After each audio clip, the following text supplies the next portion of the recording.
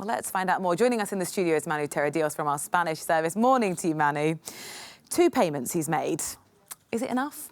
Buenos dias. Good morning, Rosie. I'd say it's maybe a necessary step, but the leap is still necessary is too big that I think it's not enough. Now he's paying over 4 million euros to cover for taxes of up to 8 million euros of indirect payments done by an institution that was covering his expenses in flights in private jets up to 2018. This is the biggest one. In December, we saw how he did another one of 678,000 euros for something similar because of indirect payments done by a friend, a Mexican businessman who was covering his expenses.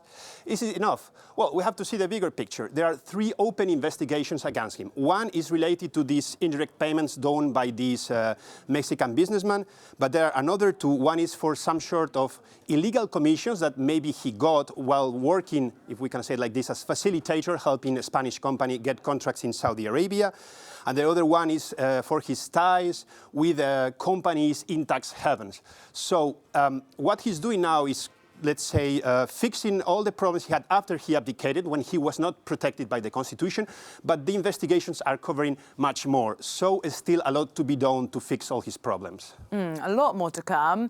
But what he's done already, does that mean, as he's currently in exile, he might come back? And if he does come back to Spain, what kind of reception will he get from the people? It's still very difficult. It's been reported that in Christmas he already wanted to come back, but his entourage told him that it was not the best moment, not yet. We've seen some changes, for example, with his son. In his traditional speech for, in Christmas Eve, he spoke, even without mentioning his father, about how ethics are above family bonds. But he spoke also a couple of days ago in the commemoration of the failed coup d'etat in Spain 40 years ago, the 23rd of February in 1981.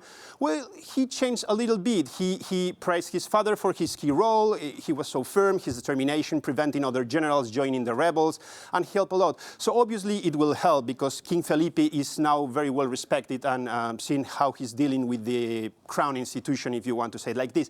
But as I said, for the moment, they are fixing problems of what he might done after he abdicated, but there is still too much to be done and to fix, not only legally with investigations, but in terms of image. So people in Spain need to see that the chapter is totally closed and it's been totally fixed before, let's say, his image is rehabilitated again. Manu, thank you very much. Always a pleasure.